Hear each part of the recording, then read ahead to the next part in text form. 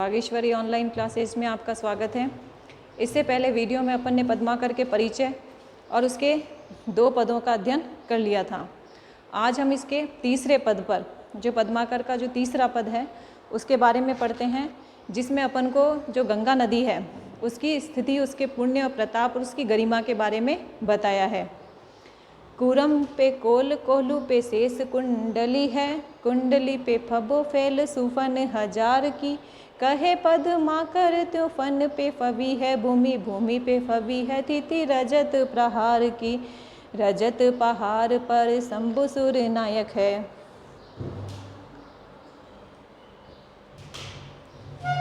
रजत पहाड़ पर शंभुसुर नायक है, शंभु पर ज्योति जटा जूट है व्यापार की, शंभु जटा जूटन पे छंद की छुटी है छटा, चंद की छटान पे छटा है गंगधार की। तो हम पढ़ रहे थे कि कूरम पे कोल कोलू, यानी जो कूरम है उस पर कोलू यानी कूरम यानी कच्छप, कच्छप के ऊपर वराह विराजमान है, कच्छप के ऊपर वराह विराजमान है। कूरम पे कोल, कूरम यानी कच्छप हो गया, तो कच्छप पर वराह विराजमान है और इस वराह के ऊपर शेषनाग की कुंडली है, इस वराह के ऊपर शेषनाग की कुंडली है। कुंडली पर फबो फैल सुपन हजार की, और ये जो शेषनाग की कुंडली है इस पर जो शेषनाग है उसके हजारों फन, शेषनाग के हजारों फन सुशोभित हैं। कहे पद्माकर त्यो फन पे फबी है भूमि। अब पद्माकर क्या कह रहे हैं कि जो शेषनाग के जो हजारों फन हैं उस पर हमारी भूमि, जो हमारी पृथ्वी है वो सुशोभित है। भूमि पर फबी है तिथि रजत प्रहार की। अब ये जो भूमि है, हमारी जो पृथ्वी है, इस पर कैलाश पर्वत, इस भूमि पर कैलाश पर्वत सुशोभित हो रहा है। अब जो कैलाश पर्वत है, आप पता लगा सकते हो कि कैलाश पर्वत पर कौन रहता है? शिव जी भगवान। तो रजत पहाड़ पर शंभुसुर नायक हैं, और ये जो हमारे कैलाश पर्वत है इस पर हमारे जो शिव हैं, भगवान भोलेनाथ हैं, जो सुरनायक हैं, देवताओं के नायक हैं, वो रहते हैं। शंभु पर ज्योति जटा जूट है अपार की। अब हम जानते हैं कि शिव जी की अनेक जटाएं रहती हैं, तो उनके ऊपर उनकी अनेक जटा जुटाओं की जो ज्योति है वो प्रकाशित हो रही है।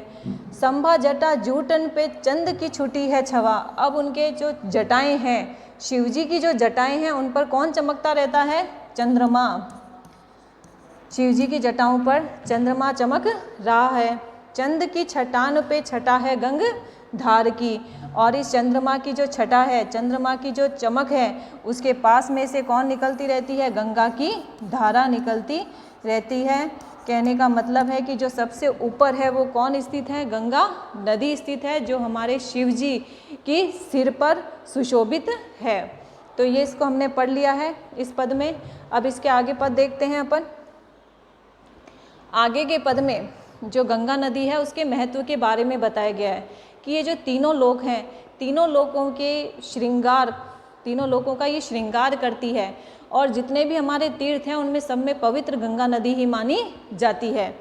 तो केंदे तिहु लोक की, केंदे तिहु लोक की, केंदो तिहु लोक की सिंगार की विशाल माल की। केहदू यानी जो ये गंगा नदी है वो तिहु यानी तीनों लोक, तिहु यानी तीनों लोक की, तीनों लोक की श्रृंगार, तीनों लोक की श्रृंगार की विशाल माला के समान है, विशाल माला के समान है।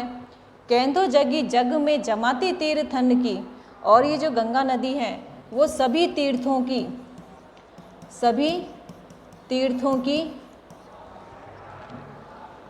सभी तीर्थों की ज्योति के समान है, सभी तीर्थों की ज्योति के समान है, कि तीनों लोकों की श्रृंगार की विशाल माला के समान है और सभी तीर्थों की ज्योति के समान है। कहे पद्माकर विराजे सिर सिंधुदार, कैदो दूर धार कामधेनु के गगन की, भूपति भागीरथ के जस को जुलूस, केंदो प्रगटी तपस्या केंदो पूरी जनु जन की, केंदो कछु राखे राका पति सो इलाका भारी, भूमि की लागा की प्रताप पुण्य गण की। इसमें देखो कि अब कहे पद्माकर, कि पद्माकर क्या कह रहे हैं? कहे पद्माकर विराजे सुर सिंधुधार। पद्माकर कह रहे हैं कि जो गंगा नदी है उसकी जो धारा है, गंगा नदी की धारा गंगा नदी की धारा, गंगा नदी की धारा। केंदो दूर धार कामधेनु के गगन की, जो गंगा नदी की धारा है वो कामधेनु, जो कामधेनु होती है गाय, वो हमारे सभी इच्छाओं की क्या करती है, पूर्ति करती है। तो कामधेनु के जो थन हैं, कामधेनु के जो थन हैं उससे निकलने वाले अमृत रूपी दुग्ध, अमृत रूपी दुग्ध के समान है, अमृत रूपी दुग्ध के समान है। जो पद्माकर हैं वो क्या कह रहे हैं कि कहे पद्माकर विराजे सुर सिंधुधार, कि पद्माकर क्या कह रहे हैं कि ये जो गंगा नदी की जो धारा है, केंदो दूध धार कामधेनु के गगन की, जो कामधेनु का जो थन है उससे निकलने वाला अमृत रूपी दूध के समान उनकी धारा है। भूपति भागीरथ के जस को जुलूस केंदो, जो गंगा नदी है वो हमारे राजा भागीरथ के यशोगान को प्रकट करती है। भागीरथ के जो जस है, यश है, उसको प्रकट करने वाली धारा है, प्रकट करने वाली धारा है। किसके यश को प्रकट करेगी? राजा भूपति के। प्रकटी तपस्या केंद्र पूरे जनो जन की, और जो जनऊ ऋषि है उसकी जो तपस्या है उसको प्रकट करने वाली धारा के रूप में है। जो जनऊ ऋषि है, जो जनऊ ऋषि है उसकी जो तपस्या है उस तपस्या को प्रकट करने वाली धारा के रूप में है। केंदो कुछ राखे राका पति सो इलाका भारी, और जो गंगा नदी की जो धारा है, जो गंगा नदी का जो पानी है वो चंद्रमा की चांदनी, जो गंगा नदी का जो पानी है, जो धारा है, वो चंद्रमा की चांदनी, चंद्रमा की चांदनी से मिलकर स्वच्छ हुआ है, चांदनी की धारा से मिलकर स्वच्छ हुआ है। यानी जो उसका सफ़ेद पानी है, पानी की जो धारा उसकी सफ़ेद दिखती है, उसको जो चांदनी मिली है, स्वच्छ धारा मिली है, वो चंद्रमा की चांदनी से मिली है। भूमि की सलाका की पताका पुण्य गण की, और ये जो गंगा नदी है वो हमारी भूमि की पताका, हमारी भूमि पर जितने भी पुण्य हुए हैं उन पुण्यों की ध्वजा के समान है। उन पुण्यों की क्या है? ध्वजा के समान है। पुण्यों की ध्वजा, ध्वजा के समान है। जो पुण्य है, जितने हमारे पुण्य हुए हैं उन सभी पुण्यों का फल प्रदान करने वाली ये हमारी धरती पर जो बहने वाली है वो गंगा नदी है। तो इसमें हमने पढ़ लिया इस पद में कि जो गंगा नदी है वो तीनों लोकों के श्रृंगार विशाल माला के रूप में है। अमृत रूपी दुग्ध के समान सभी को अमृत फल देने वाली हो गई है। राजा भागीरथ का जो इसकी धारा है वो राजा भागीरथ के यश को प्रकट करने वाली है और जनऊ ऋषि की तपस्या को प्रकट करने वाली है। आगे देखो, आगे अपना अगला पद है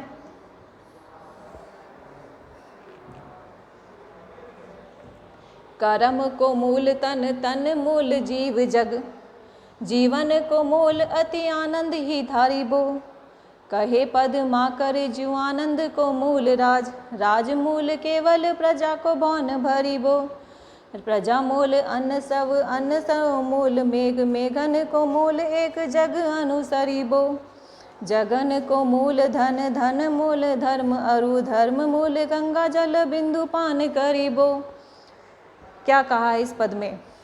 आधार और सबसे श्रेष्ठ बता दिया है गंगा नदी को, कि जो हमारा आधार है वो गंगा नदी ही है, सब कुछ गंगा है।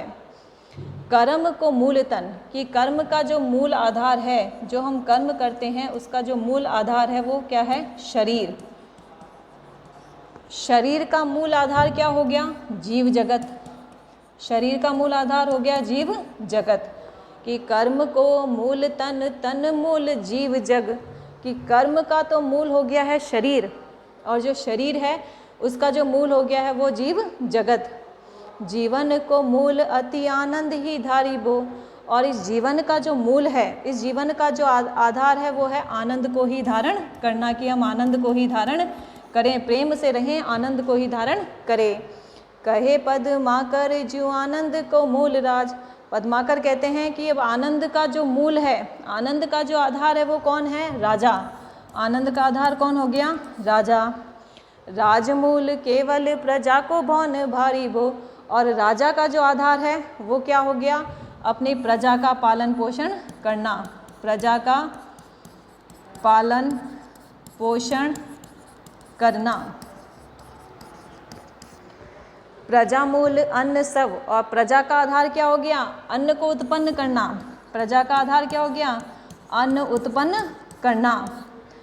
अन्न को मूल मेघ, और अन्न का आधार, अन्न कब पैदा होगा? जब बादल होंगे। अन्न का आधार क्या हो गया? बादल। मेघन को मूल एक जग अनुसरीबो, और जो बादल हैं, बादलों का जो आधार हो गया है एक यज्ञ का अनुसरण करना। एक यज्ञ का अनुसरण करना। एक यज्ञ का अनुसरण करना। जगन को मूल धन, और एक यज्ञ का मूल क्या हो गया है? धन। एक ही जगन को मूल धन, धन मूल धर्म अरु, और एक यज्ञ, यज्ञ का मूल हो गया धन। धन होगा तभी यज्ञ हो सकता है, और धन का जो मूल हो गया है, धन का जो आधार हो गया है वो हो गया है धर्म। धन का आधार हो गया है धर्म। धर्म मूल गंगा जल बिंदु पान करीबो, और सबसे अंतिम में वही मुख्य बात अपन को कह दी है कि धर्म का आधार हो गया है गंगा नदी, कि गंगा के जल का पान करना, उसको ग्रहण करना। तो आज हमने इस पाठ में पढ़ा है, इस पाठ के अंदर हमने पद्माकर के इस पाठ में गंगा स्तुति का वर्णन पढ़ा है। जो गंगा स्तुति के तीनों हैं उसमें पहले अपन ने गंगा नदी की पढ़ लिया है कि गंगा नदी है वो शिव जी के सर पर विराजमान रहती है। फिर हमने पढ़ लिया कि सभी तीर्थों की श्रृंगार विशाल माला के समान है, और अंतिम पद में अपन ने प्राणों का आधार पढ़ लिया है। तो धन्यवाद है, और हमारे ज़्यादा से ज़्यादा इस चैनल को सब्सक्राइब करें, लाइक करें और शेयर करें।